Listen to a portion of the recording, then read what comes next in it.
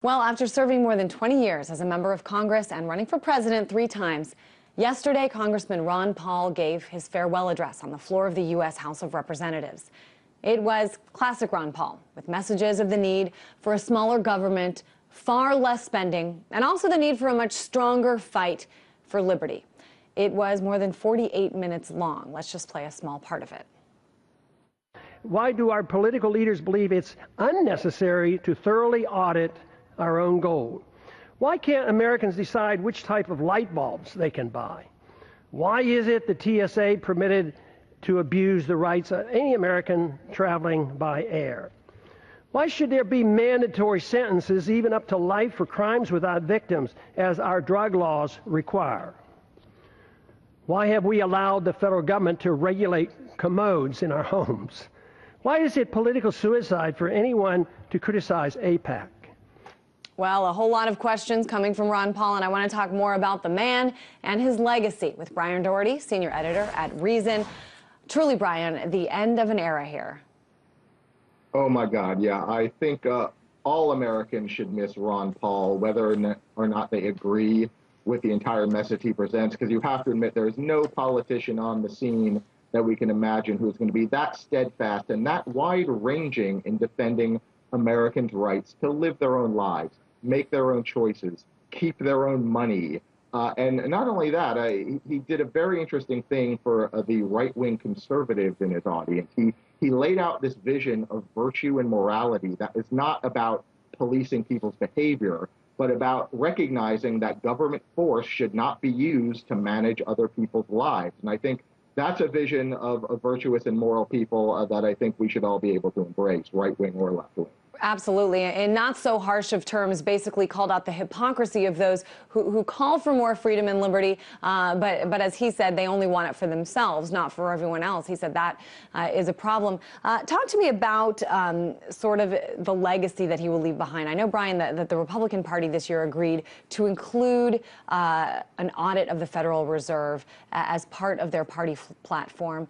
What else, though, is realistic in terms of, the Paul doctrine, if you will, actually getting adopted anytime soon?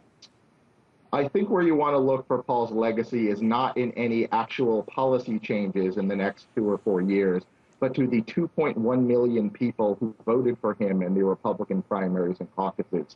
Once you go Ron Paul, it's, difficult to go back. And I think that's a big part of the reason why Romney lost, is that he was not able to capture the affection and the votes of these Ron Paul people, and they will be out there looking for a politician to pick up that mantle. I mean, the most likely one right now, of course, is the dynastic heir, Senator Rand Paul of Kentucky, who I think is great. But these 2.1 million people and many millions more who have picked up his message on the internet and maybe didn't vote at all are going to be pressuring politicians in the future. The Federal Reserve, like you said, is definitely an example of an idea that was considered completely crazy 5 years ago. Ron Paul was the only person who believed in it, and it's now become pretty much the policy of the Republican Party. So that's an example that things can change very fast, and you should not write Ron Paul off as ineffectual. Yeah, I mean, there are people who really follow him, and he says the same messages over and over. That is one thing that those dynamic followers, the disciples, as I call them, of Ron Paul say, and they're right. One thing that no one disagrees with, this is a politician who is consistent in his message, does not change depending on who's voting for him or what kind of race he's running in. Very consistent. Brian, let me play another part of that speech that really sort of hit home. It was my opinion that the course of the U.S. embarked on in the latter part of the 20th century would bring us a major financial crisis and engulf us in a foreign policy that would overextend us and undermine our national security. To achieve these goals, I thought the government would have had to shrink in size and scope, reduce spending, change the monetary system, and reject the unsustainable costs of policing the world and expanding the American empire. Just following the constraints placed on the federal government by the Constitution would have been a good place to start.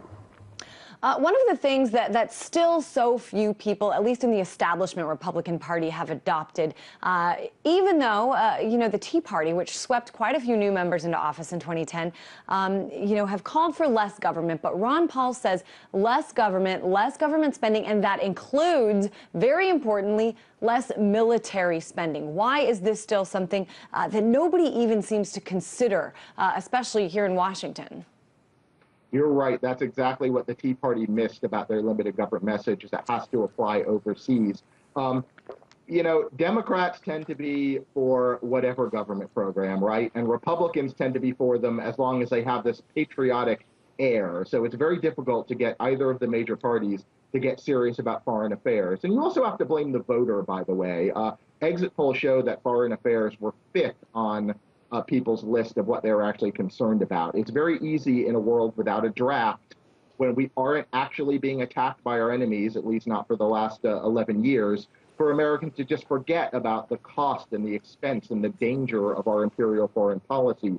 Ron Paul was the only one out there talking it up, but I will say that there is a new wave of Republicans led by Rand Paul who are recognizing, at least on fiscal grounds, that whether you want empire or not, we need to recognize we can't afford it. Ron Paul was great because he actually explained why it's wrong for us to be bombing the rest of the world to attempt to manage their affairs. But if we can get Republicans on board just on the fiscal aspect of it, then that will be great.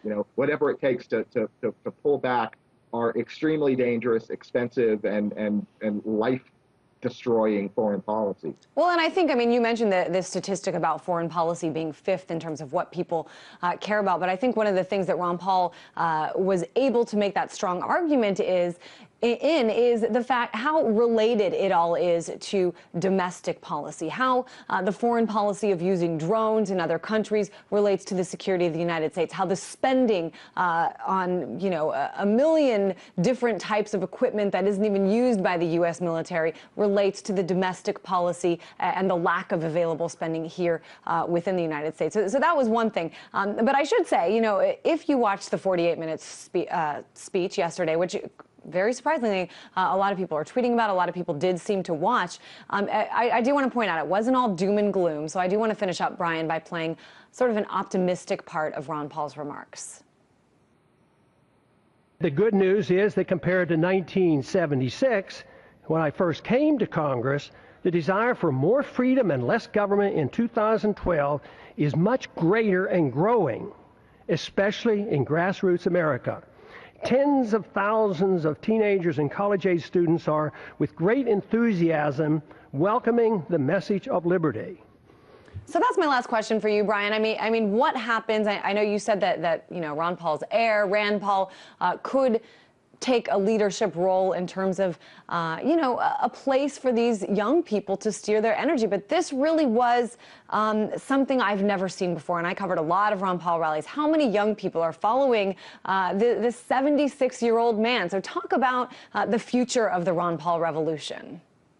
Sure. I've been following Ron Paul since 1988, and I wrote a book about him last year. And in all my years of talking to him, the most impressive thing about this year was, and he said this to me as well, is he cannot believe how successful these ideas are amongst the kids. 8,500 people at Berkeley, for goodness sake, one of the most left-leaning colleges in the world. And that is really the hope. You pinned it exactly. Ron is an interesting mix of apocalyptic, because he sees the dangers of government overreach and the fiscal crisis facing us, and hope, because he understands that we can return our government to constitutional principles that we can afford, that free markets do create wealth. And when he sees how many young people believe these ideas, he's hopeful, and so am I, because politicians are always going to be lagging indicators of popular opinion. Politicians are seeking votes. So we need a population out there who wants to vote for Ron Paul type ideas. And Ron Paul helped create that constituency.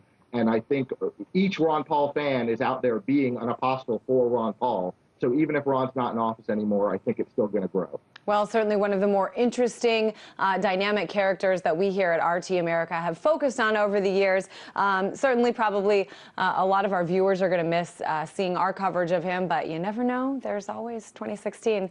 Brian Doherty, senior editor of Reason.com.